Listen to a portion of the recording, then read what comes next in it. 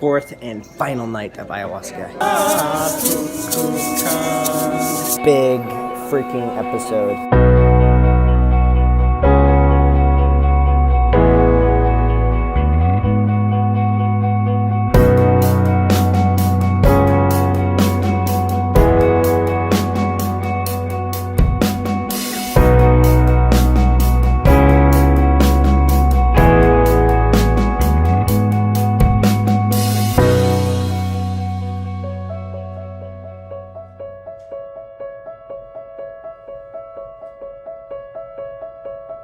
Lend your ears, lend your hands, lend your movement, anything you can. Come to teach, come to be taught, come in the likeness and the image of God. 'Cause you can be like that, with all that humbleness and all that respect.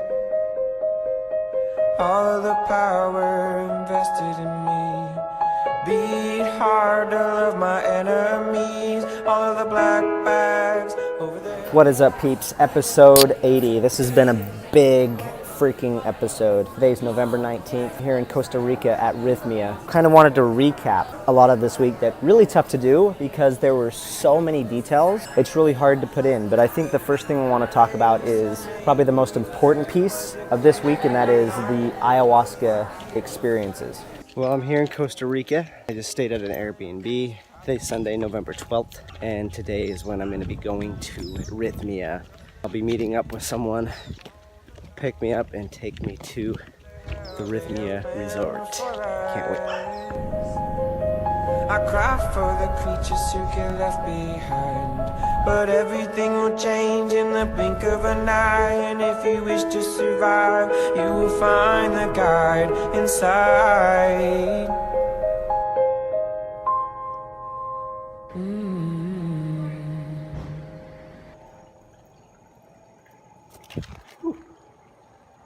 Today's the day, Monday, the day that I will be experiencing plant medicine for the first time, ayahuasca.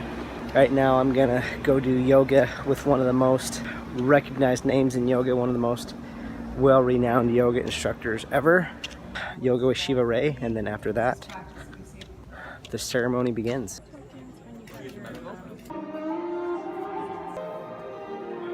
About ready to go on a journey.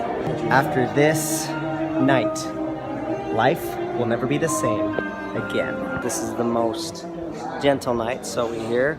I don't know how much I'll regret this or whatever, but I just want to say I wouldn't mind if it's not so gentle. I want to just jump in and go deep into whatever this is. I want it to become real. I want to get connected to who I really am, who it feels like I'm meant to be. Yeah, I don't know really what to expect, but I'm ready. So I didn't know what to expect going into this. I had some ideas based on other people's experiences, but I didn't know what it was going to be like for me. Then I saw San Diego, and then I saw Los Angeles. Then I just jumped in. Overall, I did ceremony 4 nights. And the interesting thing is every single one is different. Being able to talk about the details on what was seen or experienced in every one would be next to impossible. But I want to give some highlights. So the first night, when I finally started to feel it, everybody else, I found out later, started to feel it after 1 or 2 drinks. I ended up having 4 drinks because after the first drink, didn't feel it, second drink, didn't feel it, third drink, didn't feel it. And then finally, after the 4th drink, I felt it. It was really mild. It felt really good. In fact, I have video of me like documenting myself talking about it in the bathroom in the dark, just talking about how I feel really good. So, if I'm being totally clear, I feel good. That's what I'm going to document is I feel good. How are you, Calvin? Probably going to laugh at myself. Let me watch this. Okay, back to this. This is just documenting, and it feels fucking amazing. And I'm gonna go stargaze just because there was something cool there, just because it felt good. But man, I have the feeling. Okay, so let's go. And the reason I felt really good is I was going to my memories back in time that felt really familiar, and I got to experience what it felt like again to be in those memories, to be the child, to be the younger boy. Like something you may want to know if you're new to ayahuasca or you've never heard of any psychedelics, like how it works. It's putting you in an altered state of consciousness, and you experience things that you normally would not experience. So when I jumped into it, my brain started to relax and go into memories that I almost forgot I had. And those memories were useful because for a while I'd been asking the question who am I? What created me? What made me the person that I am and do the things that I do? What gives me the motivations I have to impact the world, to think that I can make a difference? And I saw in a very detailed way after revisiting those memories where a lot of my build-up and makeup came from. I saw that even my way of being an entrepreneur was because of the homeschooling environment that I was in. I saw that my drive to want to show people that their goals and dreams are possible are things that came from my mom sharing dreams with me of hers, and me as a child wanting to make that real for her. So that was really interesting. Now, another side to this was not just the memories. The other side that there's so much of this that you can't really put into words, but one of the feelings that I got that was so clear is in that first night, I noticed a separation between Calvin and whoever I was as the observer of Calvin. And so I kept asking the question, Calvin, who are you? I'm back. Calvin, it's been a while. I look like Jesus in this thing. Just wanted to document the journey I was just on. It's amazing. Okay, I'm gonna see if I can just be real for a second. Besides the fact that I'm whispering, this really has been impactful. I'm looking forward to sharing it, bringing it back. Because the journey's not over, and I gotta still find Calvin. Who he really is at the core. See you on the other side. Because I kept wanting to know, who am I at my core? Who am I even beyond my childhood teachings? Who am I in my soul? And so I kept asking that throughout the night to myself, Calvin, who are you? Calvin, who are you? And in a lot of ways, I think that's why I saw the memories, because that was showing me what was how I was created. But I think that's just a very important thing to note, is that separation, that I was outside of myself in a way. Normally we're just so closely tied to our identity, and it was a really interesting feeling that they were two separate things, at least two. And that might sound scary or crazy because you might think bipolar, but I don't know. I don't want to put a label on it, except knowing that there was separation. Yo, so it's 2:15. Can't wait to go to bed. I'm on the journey finding out who I am. Who is Calvin at the core? The curious little boy looking at ants. That's the image. I'm gonna go to bed and hopefully let some of that download. It's been awesome. Ábrete corazón, ábrete sentimiento, ábrete entendimiento, deja a un lado la razón. Here we go, baby. Today is day 2. The second night was very deep, insanely intense. Feeling pretty good, except this nagging cough. I actually want to see if I can ask why I have this cough and what I can do to heal it. And of course, I want to know, how can I create the greatest good? What's my greatest asset to this world? How can I provide the greatest impact? If I can get clear on who I am so I can go balls to the wall with whatever my next chapter is, then I will be pumped. Anyway, it's gonna be fun. Here goes. I was experiencing the ayahuasca for about 14 hours. Most of the night was over for a lot of people by 1 in the morning. I was up till 7:30, and that was a wild ride. There was a lot of ups, a lot of downs, some light stuff, and some really deep, disgusting, dark stuff. Stuff that, again, that had so many details that it would be impossible to document on the whole thing. The one thing that I think is important to document is when I started in the journey on the second night, I picked up where I left off with my memories of a child, and that's what brought me to who I was. Yo, just had my second one. Throughout the first one, I've just really been asking myself questions.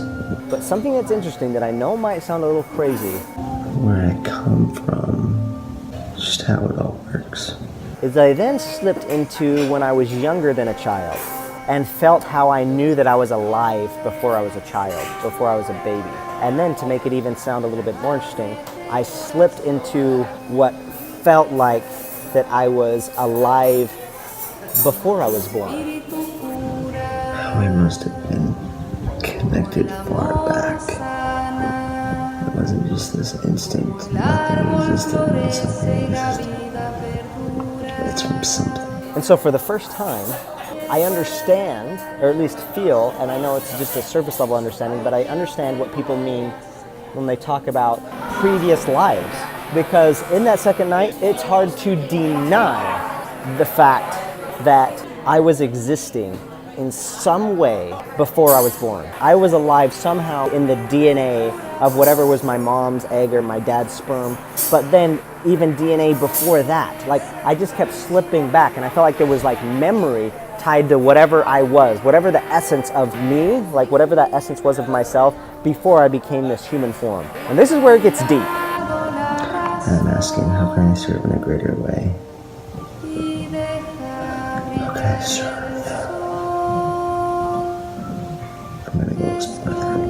And I think this is where, unless you have context, it might sound a little bit crazy, because I think it probably would have sounded crazy to me. But that's what the second night was, is like slipping into the building blocks of who I was before I was born, that I am a consciousness. That's just a word. All these are just words to try to explain it. I don't know if it's a consciousness, but it's something very alive before I was born. And so what it made me realize, and what it felt like, is what I'm doing, what we are all doing as beings, as alive things, is like living and progressing and gaining more information and more knowledge and growing in some way. That's what I got from the second night. Beaten helplessly by karma and neurotic thoughts, like the relentless fury of the pounding waves in the infinite ocean of samsara. Rest in natural peace. Rest in natural Yo, Tibetan is so it's a little bit after 9:30. I'm gonna go grab some breakfast. But this second ayahuasca night was intense, but breakfast is done in about 30 minutes, so I'm going to go. You should see the rain. The rain here in Costa Rica is amazing.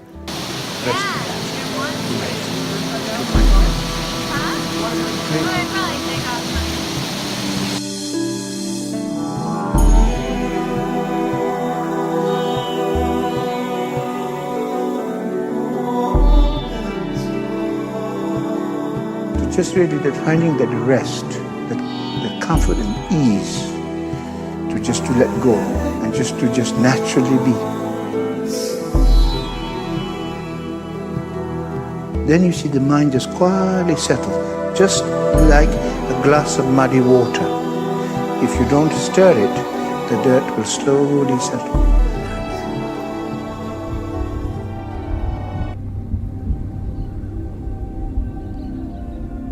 The third night was deep as well.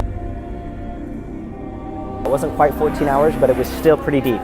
And here's the thing, the third night was me just trying to surrender to see who I am. And with that surrender, I experienced and saw a lot. And I was saying yes to everything that came, because that was a big thing, was when you're seeing this, like when you're writing it, if you want to see deepness, you got to get out of your head a little bit and just feel and say yes to whatever it is you're feeling. That night, again, a lot of dark, disgusting stuff that I don't know if I want to get too much into. But the cool part of that night was there were no rules. I experienced so many things of no rules. And again, this might sound crazy, but as much as like I saw myself on the second night being able to dip into what it felt like to be alive and existing before being born in this human form, in that freedom of no rules, that there was no sense of time that night. There was no sense of like all of these things that we take for granted as rules. So it allowed me as an entity, as a being, whatever it was, to go and see what it was like to be somebody else. And again, since there was no sense of time, I could literally feel myself be that person, like just some other person besides myself, and live the entire person's life from childhood to adulthood to death. And I did that with a lot of people. Like, what it would like to be that person, then I just lived their entire life, the lessons that they learned and stuff like that. And it was just insane because there were no rules. I saw what it was like to be some other creature and to just live it. Now, there was something else that was big that night, and it just slipped me, and I think I need to pause here and get it back. Since there were no rules, I also gained that night a sense of not fearing death, because I felt death so many times. At first, it was feeling death in other people, like me being them, living them, and realizing that wasn't a big deal to die, because that's just like a transition. Just as it was a transition to come into this body, it was another transition of some kind to leave, because there's something so alive and so indestructible that is us. Like, that's what it felt like. And so I died a lot, did not give a fuck if I died in the feeling, was not like scared by it. And then by that, after facing that, there was a lot of these other negative things that we would normally think is negative that I wasn't afraid of. I wasn't afraid of fear. I wasn't afraid of being humiliated. There were times where I purposely was like, what would it like to be humiliated? What would it feel like to have a disgusting death? And when I say humiliation, like humiliation in the deepest, darkest ways, like I just let my brain go there. And just to give you an idea, that's going to sound weird if you have no frame of reference, but anything from humiliation of people shitting on me or spitting on me or anything like that. Or I thought of haters that may not like me, and I thought about being them and then being that person humiliating me, and just experienced it. And it was like a freeing thing, like a release of, it didn't own me. It didn't change the indestructible essence of whatever is making me alive and stay alive through however long I've existed, whether in body or out.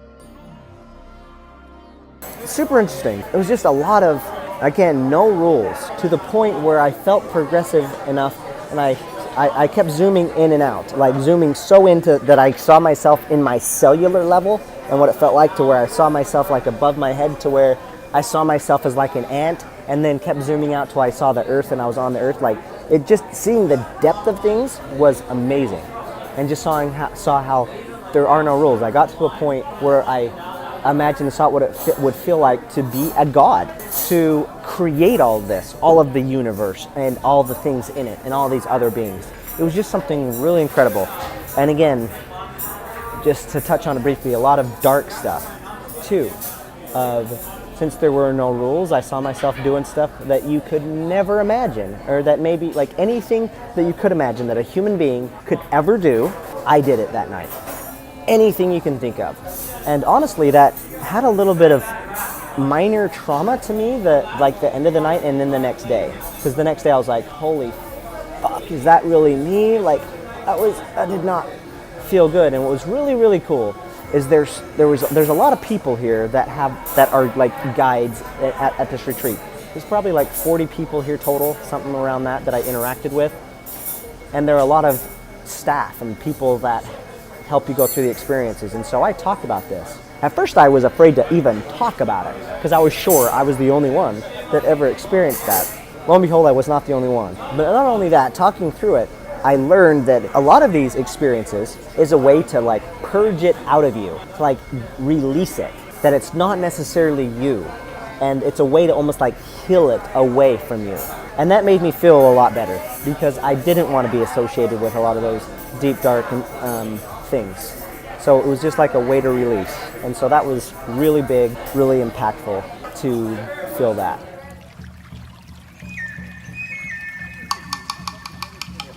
Agua vital, purifícame, fuego del amor, quema mi temor, viento del ángel, llévame al altar, madre tierra, fuego,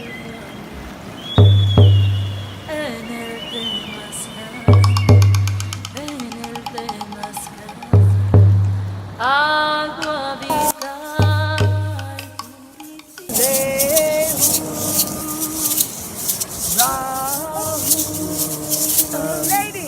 Ah,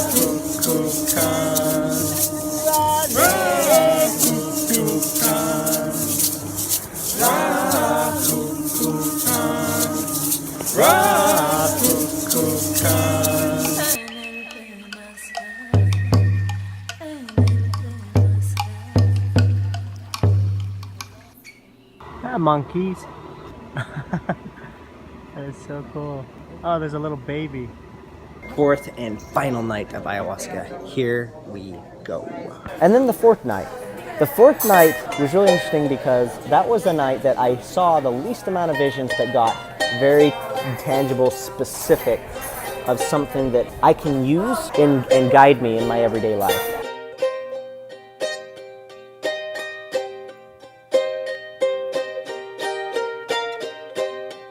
I learned that really listening to my soul, because that's been the biggest thing, is wanting to reconnect with who I am at my core, my soul, and be guided by that. And I learned that night to really listen. It's not listening with your ears, it's not listening to the chatter in your head.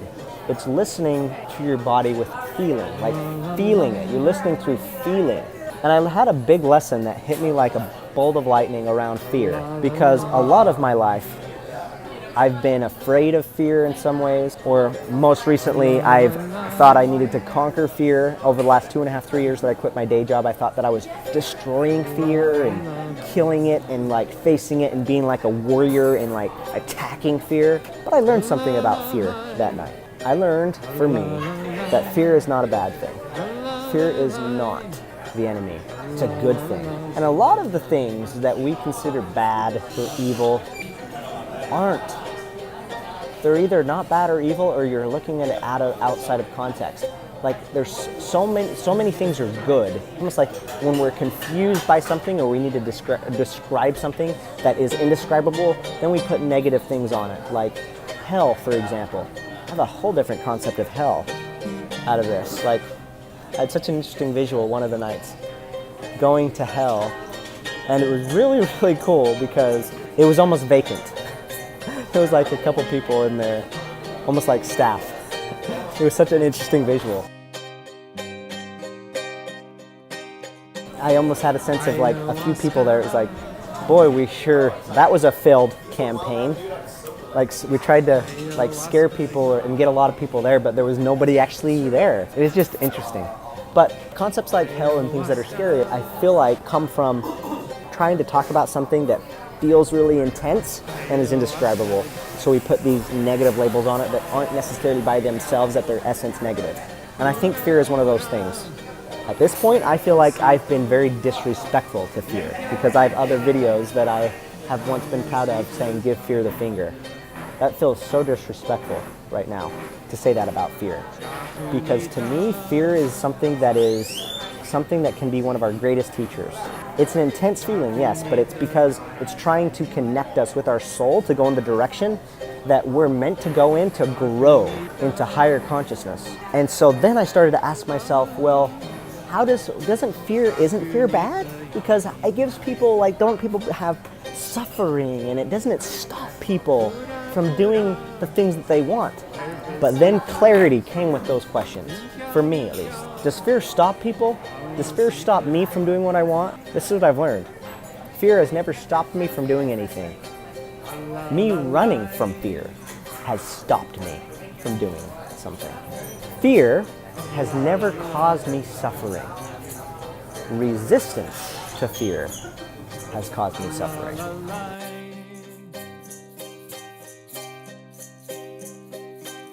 What I've learned is fear is there to guide and to teach. It's like a tool for my soul. It is not something to be run from, to get rid of, to be conquered. It's something to be loved, to be embraced, to be invited into your home and be given supper. It's a friend, truly. And I'm super excited to see how I can apply these things out into the real world. I don't want this to just be here, because if it really is something, I have to believe that it can be applied and it can be proven out. And so that's what I want to acknowledge here, that it's just not mumbo jumbo. I am committed to taking some of these things and using it and applying it in the real world. This was an awesome feeling, an awesome experience, connecting with so many amazing people. We've done so many things together this week, from purging and puking together to going through these experiences to being scared out of our mind, facing our demons in so many ways. I just connected so hardcore, and the people here made it so fun.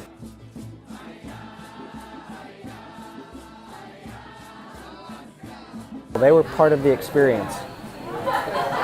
One of the people that I connected with so deeply at the very beginning, the first day I was here, is a girl named Alex. And Alex and I, it almost feels like that we were like soul brothers and sisters somewhere else, because we connected so much and we just experienced so much of this week together. Shared our deepest like insecurities and our visions and wishes for the future, and just went through it together, and it felt so good to have someone that got you and like listened to you. So it was really cool hanging out with Alex and a lot of the other people here. It was cool doing yoga every day with Shiva Ray. Shiva, one of the most popular yoga instructors ever. It was just amazing. And beyond that, I mean, I don't know if you can see, just behind me, there's people eating. So throughout every meal, we all came together, had conversations, just connecting with so many high-level players, people that are looking to aim higher, to get more truth and to grow, has been awesome. And here's what this feels like. There's going to be a lot of me, especially as I go into the real world, I know that's going to be like, how real was all that? Like, was it all just in my head? Whether real in my head, out of my head, just how in life you have deep experiences that change you. This is one of those things. I can now see like how war or a birth of a child or death of a child, like a deep experience. Like you do something very emotional and impactful in life, it changes you. Call this real or not, weird or not, it was an experience that I have to believe is going to stick and stay and create change. And I am so excited for that change. And so now it's time for me to go. I gotta go pack up my stuff. So I'm gonna go, again, say goodbye to some awesome people, wrap things up, and head out and get back into the real world and make some true change. So I just wanna say, here you are, this is part of the journey. This is called Millionaire Case Study, and did this have anything to do with it? I think it had everything to do with it. This is so much bigger than a million. But I have to believe that things that I learned this week are lessons that will make the million come as a byproduct by living and doing the things that I learned here in Costa Rica at the beautiful Costa Rica Rythmia Resort. In closing, like one thing that I kind of downloaded throughout this with discovering who I am that I want to lean into, my core's essence, not the main thing, but things are still coming up. But my core's essence is curiosity, being imaginative, inventive, and so what I want to do is like lean into that, find ways to lean in and do things that are curious and to serve. That's something that I want so bad is to serve, because that's where so much joy comes from. And be connected to my soul, because that's where peace comes from. So that's where my head's at. If this was useful to you, then please share with another high achiever, another conscious individual. Thank you for watching, and I will see you on the next Millionaire Case Study episode. The first story following a regular dude go from 0 to $1 million as it's happening. Thank you so much for watching.